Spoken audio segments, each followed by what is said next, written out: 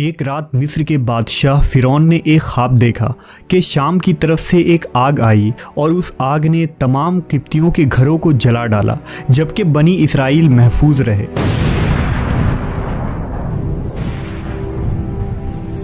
دہشت کے عالم میں بیدار ہونے کے بعد فرعون نے تمام کاہنوں اور نجومیوں کو جمع کر کے اپنا خواب بیان کیا۔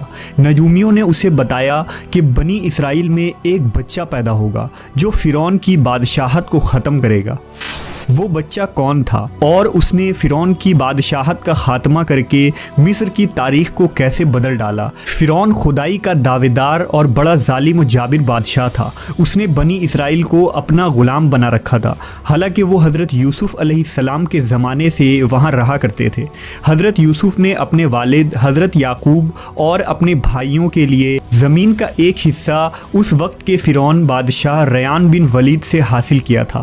حضرت یعقوب کی یہی نسل بنی اسرائیل کہلائی جو مصر میں خوب پھلی پھولی۔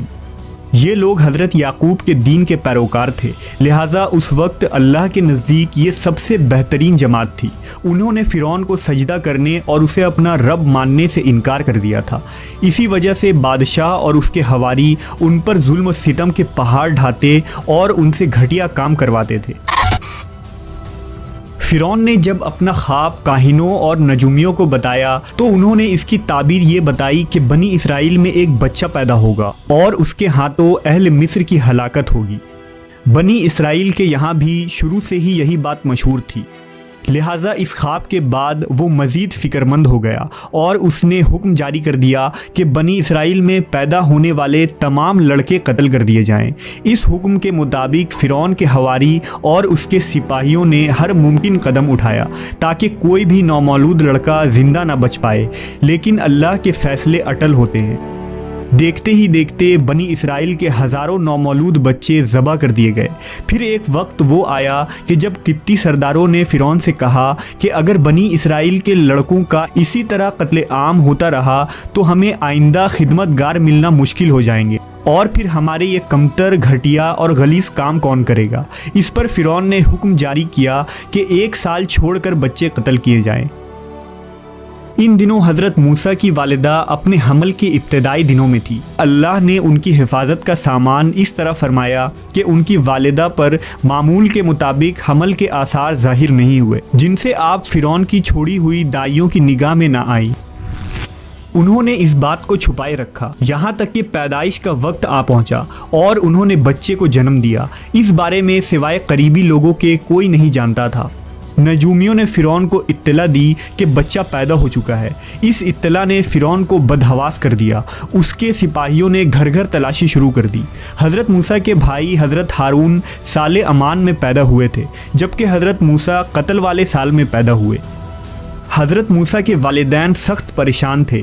3 مہینے تک انہوں نے حضرت موسیٰ کو چھپا کر رکھا، لیکن زیادہ عرصہ تک بچے کو شاہی جاسوسوں کے نظروں سے چھپا کر رکھنا ممکن نہ تھا۔ پھر بھی وہ اپنی پوری کوشش کرتی رہی، یہاں تک کہ ان کے پاس اللہ کا حکم آ گیا۔ یہ حکم اللہ نے ان کے دل میں ڈالا تھا، یعنی القاء کیا تھا۔ حضرت موسیٰ کی والدہ کے دل میں خیال آیا کہ تابوت کی طرح ایک صندوق بنایا جائے اور اس بچے کو اس صندوق میں رکھ کر دریائے نیل کے بہاؤ پر چھوڑ دیا جائے۔ حضرت موسیٰ کی ماں نے اللہ کے حکم کے مطابق بچے کو صندوق میں رکھا اور دریا میں چھوڑ دیا۔ ساتھ ہی موسیٰ علیہ السلام کی بہن سے کہا کہ تم اس کے پیچھے پیچھے چلتی جاؤ۔ لہٰذا وہ دریائے نیل کے موجوں میں چلے اور ان کی بہن کنارے کنارے چلی، اپنے بھائی کی نگرانی کرتی جا رہی تھی کہ دریا میں ڈالنے کے بعد وہ کہاں جاتے ہیں۔ صندوق بہتا ہوا محل کے تالاب میں پہنچ گیا۔ وہاں فرعون کی بیوی ملکہ اور خادمائیں لطف اندوز ہو رہی تھی کہ صندوق پر ملکہ کی نظر پڑی۔ اس نے کنیزوں کو حکم دیا کہ صندوق کو تالاب سے نکال لاؤ۔ صندوق کھولا گیا تو اس میں ایک حسین اور تندرست بچہ آرام سے لیٹا ہوا انگوٹھا چوس رہا تھا۔ ملکہ بہت خوش ہوئی، اس کی آنکھوں میں ممتا اتر آئی۔ شفقت و محبت سے بچے کو گود میں لے لیا۔ ملکہ نے سوچا کہ اس بچے کو بیٹا بنا کر پالنا چاہیے۔ محل میں کسی نے خدشہ ظاہر کیا کہ یہ بچہ بادشاہ کی سلطنت کو ختم کرنے کا سبب بھی بن سکتا ہے۔ فرعون کے دل میں بھی یہ خیال آیا کہ کہیں یہ بچہ بنی اسرائیل کا وہ لڑکا نہ ہو جس کے بارے میں نجومیوں نے پیشن گوئی کی تھی۔ لیکن فرعون کی بیوی نے کہا یہ بھی تو ہو سکتا ہے کہ یہ بچہ ہماری آنکھوں کی ٹھنڈک بنے یا ہم اس کو اپنا بیٹا بنا لیں۔ اس پر فرعون نے کہا یہ صرف تیری آنکھ کی ٹھنڈک ہے، میری نہیں۔ میں نہیں چاہتا بنی اسرائیل کا کوئی بچہ میری نگرانی میں پلے، لہٰذا یہ صرف تیری ہی آنکھوں کی ٹھنڈک ہے۔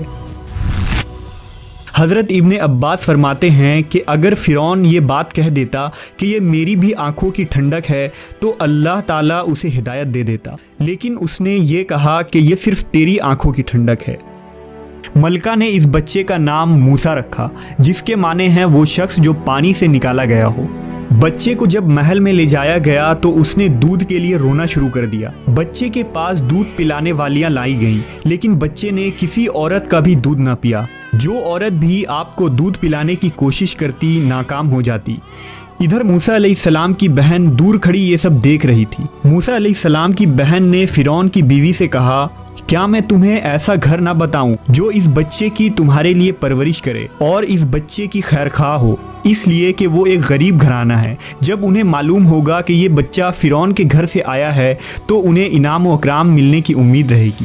اس گھر میں نیک سیرت خاتون ہے، وہ اس بچے کو بخوشی دودھ پلانا قبول کرے گی۔ فرعون کی بیوی نے کہا چلو ٹھیک ہے، لہٰذا آپ کی بہن انہیں گھر لے کر آئی۔ والدہ محترمہ نے بچے کو دودھ پلایا تو آپ نے فوراً دودھ پینا شروع کر دیا۔ اب چونکہ بچے نے کسی اور کا دودھ پینا قبول نہیں کیا تھا، اس لیے وہ خود بچے کو لے کر آتے تھے۔ اس طرح موسیٰ علیہ السلام کی والدہ کا بے حد احترام ہونے لگا۔ اس طرح حضرت موسیٰ علیہ السلام شاہی محل میں پرورش پا کر جوان ہو گئے اور پورے توانا ہو گئے، لہٰذا اللہ نے آپ کو نبوت کے منصب پر فائز کیا۔ آپ نے بنی اسرائیل کو فرعون سے آزادی دلائی اور مصر سے نکل گئے۔ فرعون بنی اسرائیل کو ختم کرنے کے لیے لشکر لے کر روانہ ہوا۔ جب بنی اسرائیل بحر احمر کے قریب پہنچے تو اللہ نے ان کے لیے دریا کے بیچ سے راستہ کھول دیا۔ یہ وہی موقع تھا جب فرعون کا وہ خواب پورا ہونے والا تھا اور اس کی بادشاہت اور لاؤ لشکر تباہ و برباد ہونے والی تھی۔ بنی اسرائیل تو سمندر کے پار چلے گئے، مگر جب فرعون اپنے لشکر سمیت ان کے پیچھے آیا تو سمندر کا یہ راستہ بند ہو گیا اور وہ اپنے لشکر سمیت اس سمندر میں غرق ہو گیا۔